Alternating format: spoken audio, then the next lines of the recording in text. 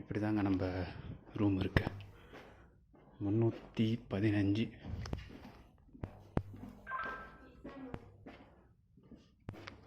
So கார்டை வச்சோன்னா open ஆகிடும். அதுக்கப்புறம் நம்ம கார்டை வந்து ஆக்சுவலாக உள்ளார இன்சர்ட் பண்ணோம் இதில். ஓகேங்களா, இதில் இன்சர்ட் பண்ணிவிட்டு ஓகே நான் லைட் போடுறேன் முதல்ல, அப்போ தான் தெரியும்னு நினைக்கிறேன். ஓகே, கார்டு இருக்குல்ல, இதில் இன்சர்ட் பண்ணால் மட்டும்தான் வந்து பவர் வந்து இதாகும். அது யூஸ்வலாக நடக்கிறது தான்.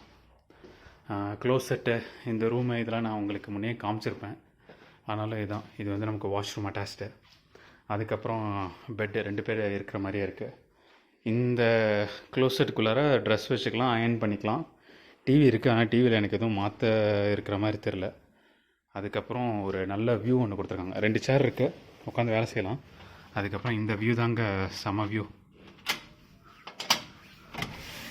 ஸோ அப்படி கதவு திறந்தீங்கன்னா அப்படியே இங்கே உட்காந்து ஒரு பாட்டில் மாதிரி வச்சுக்கிட்டு தண்ணி குடிச்சிக்கிட்டு அப்படியே ஜாலியாக அப்படியே நம்ம பார்த்துக்கிட்டே இருக்கலாம். ஆப்போசிட்டில் தான் ஏர்போர்ட்டு. ஸோ ஏர்போர்ட்லேருந்து இங்கே வரத்துக்கு ஷட்டில் அவங்க கொடுக்குறாங்க. ஒரு 5 நிமிஷம் கூட ஆகாதுங்க. வந்தவொடனே சாப்பிட்றோம். அப்புறம் வந்து நான் குளிச்சுட்டு படுத்து தூங்கிட்டேன். அப்புறம் மதியானம் சாப்பிட்டேன்.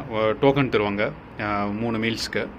அதுக்கப்புறம் தூங்கிட்டு மறுபடியும் குளிச்சுட்டு ஈவினிங் நைட் டின்னர் வந்து சாப்பிட்டேன். 9 மணிக்கு செக் அவுட்டு. இப்போ மணி வந்து 8 மணி ஆக போகுது. நான் வெளியில் சும்மா ஒரு வாக் மாதிரி போயிட்டு வந்தேன். நிஜமாகவே நல்லா இருக்குங்க, நல்லா இருந்துச்சு. அது ஃபுல்லாக என்னால் கேப்சர் பண்ண முடியல. சைக்கிளுக்கு தனி பாதை, நடக்கிறதுக்கு தனி பாதை. ஏர்போர்ட் ரோடுங்கிறதுனால நல்லா பெருசாக போட்டு பண்ணியிருக்காங்களா என்னன்னு தெரில. ஆனால் கொஞ்சம் தூரம் நடந்து போனேன், நல்லா தான் இருந்துச்சு.